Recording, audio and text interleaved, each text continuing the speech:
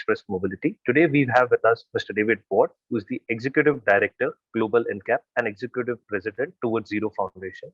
He's an advocate for safety and has been quite vocal about his thoughts how automotive industry can, take up safety to the next level. So, David, thank you for joining us. And my first question to you is, how do you see the vehicle quality in terms of safety improving in India? Well, there's been a huge increase in quality over the last 4 or 5 years. And we've been very pleased in Global NCAP to help support that process through our Safer Cars for India project. And with our partner, the IRTE in Delhi, we've tested now nearly 60 models. And we've seen huge progress from at the beginning in 2014, nearly all the cars with 0 stars, would not meet UN minimum safety standards. Now we have leading car brands like Tata Mahindra competing for 5-star results.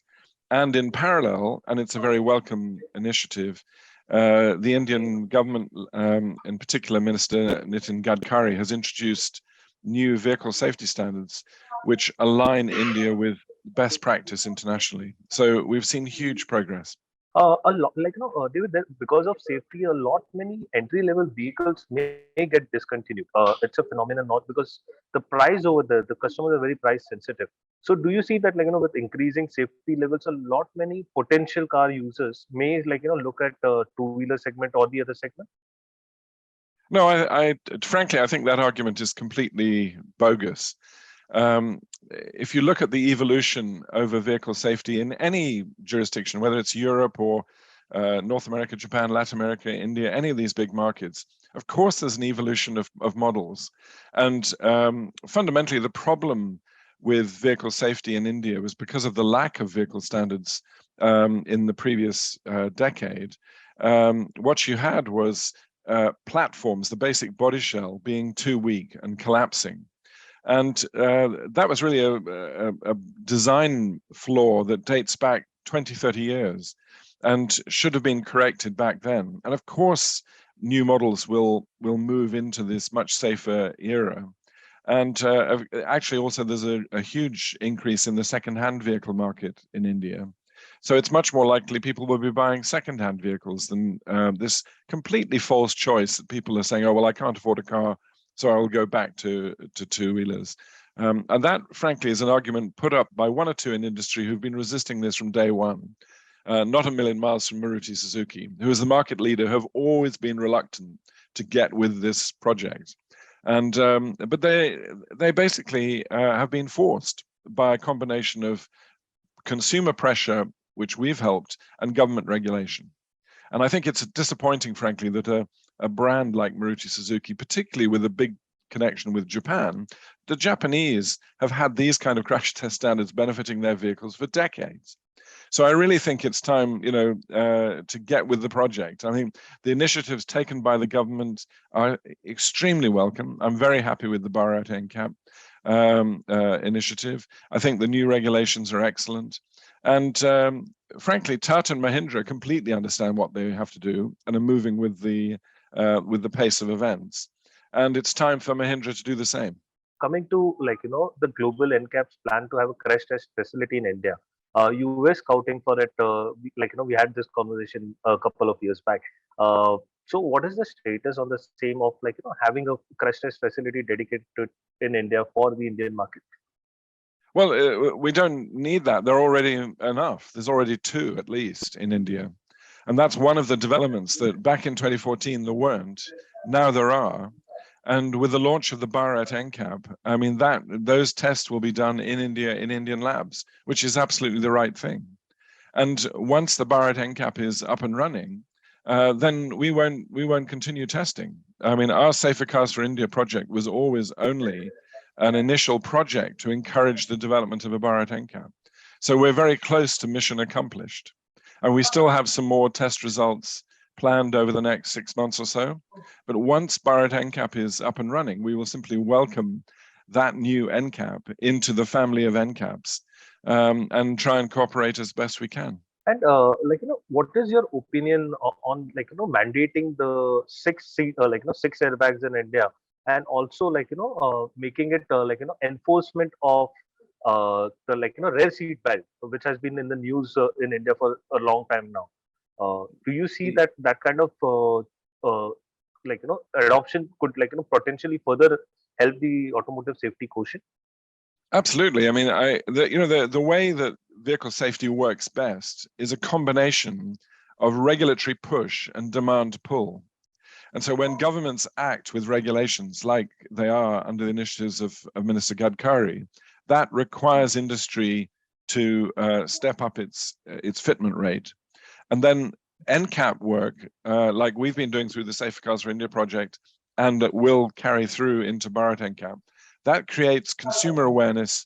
It gives a platform for manufacturers to compete and show how well they do. And so the initiatives taken are, of course, very, very important. And of course, the horrible tragedy of the death of Mr. Mistry and his colleague recently, and our commiserations to the family in those circumstances, that only serves to highlight the importance of wearing seatbelts in the rear. I mean, it reminds me, it's a very poignant incident where a high-profile person loses his life tragically like that. It reminds me of the circumstances more than 2 decades ago, where in Paris, Princess Diana was killed in that infamous car crash there. And of course, she was not wearing, she and her partner, Dodi Fayed, neither of them were wearing seatbelts. Both were killed. And the coroner's report at the time made it clear that had Princess Diana been wearing a seatbelt, then she very likely would have survived. I mean, the reality of vehicle safety is that airbags and seatbelts are an integrated system. If you don't wear the seatbelt, you're not fully utilizing the proper safety system. And that's why it's extremely important that there is better enforcement and awareness of the importance of wearing seatbelts. And I'm sure that that will happen. I mean, if there's anything positive that can come out of the horrible tragedy that affected Mr. Mistry and his colleague, then it's that. Maybe awareness of the importance of wearing seatbelts will be higher now. And going forward, you said you have got some plans over the next 6 months. So, how many made in India vehicles can we expect to be tested by Global NCAP? Well, we have a few more in the pipeline. I'm not exactly sure. Also, because manufacturers request to be tested, and so we're in discussion still with some. But our plan is to keep functioning until Bharat NCAP is up and running, which I believe is April next year. And so we have in the pipeline some more vehicles that are being tested and will be released towards the end of this year. They will, I think, probably all be made in India vehicles. I mean, we have existing commitments to our donors and so on, and to manufacturers that have asked to be tested. But to be absolutely clear, it's never been our intention to be an alternative to a Bharat NCAP. We always wanted to be a catalyst for a Bharat NCAP. So we're delighted that that is now happening. Oh, okay. And coming to the crash test results from the made in India vehicles, are you surprised at the the ratings that some of the OEMs are getting for the vehicles that they sell in India compared to the ones that they export from India? Well, of course, it depends in part on the regulatory requirements in the countries concerned. So obviously, any Indian built vehicles that are being sold in Europe will have to meet European vehicle standards. Similarly, I mean, there's been an interesting example we found last year in Latin NCAP of an Indian built car being sold in Mexico, which didn't perform very well. That was simply because Mexico does not yet apply the vehicle safety standards that India is doing, for instance. I mean, our view is quite simple on all of this, and there's a United Nations Decade of Action trying to promote this, is that everywhere in the world there should be a minimum set of basic vehicle safety standards applying to front and side impact, pedestrian protection, key safety technologies like electronic stability control. What we want to see is a universal level playing field in all vehicle producing countries and in all major markets. Then it's fair for every manufacturer. They're all competing equally with one another in this global market.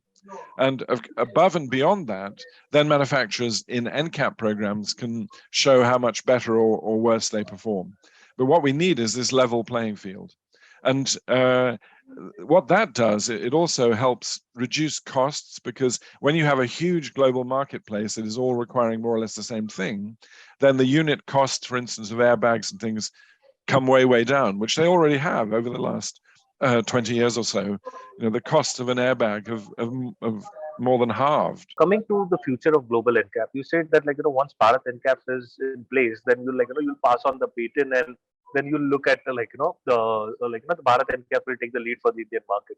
So what about global NCAP? Then would it be that global NCAP would testing standard will be much more stringent, and it would be OEMs will while they'll clear the Bharat NCAP, but they would send their vehicles to global NCAP for further highlighting the safety quotient. Well, I mean, we're working. We also support other emerging NCAPs. So we've been working with Latin NCAP. We're doing a project in Africa, Safe Cars for Africa. We've been supporting ASEAN NCAP in Southeast Asia. We're working actually on a big initiative to promote anti-lock brakes in motorcycles, particularly in the Asia Pacific region. So we have plenty to do. I mean, I think what we're pleased about is, as we understand it, Bharat NCAP is going to use the same test protocol that we have now established. And that is the basic, what we would see as the entry-level emerging market NCAP test. I mean, we would have been disappointed if Bharat NCAP had gone below that. That would have been unfortunate. Also, I think unfair to the manufacturers that have stepped up to the challenge in the way we posed. We said, here, this is the new test protocol. And manufacturers have been responding positively to that. So it'd be a mistake to go backwards. But as I understand it, that's not what Bharat NCAP is going to do. So I think it's going to start where we are leaving things. And what is true is that in all NCAPs around the world, every 4 or 5 years or so, the test protocols tend to become a little bit more stringent. And that's reflecting market developments, new technologies, and so on.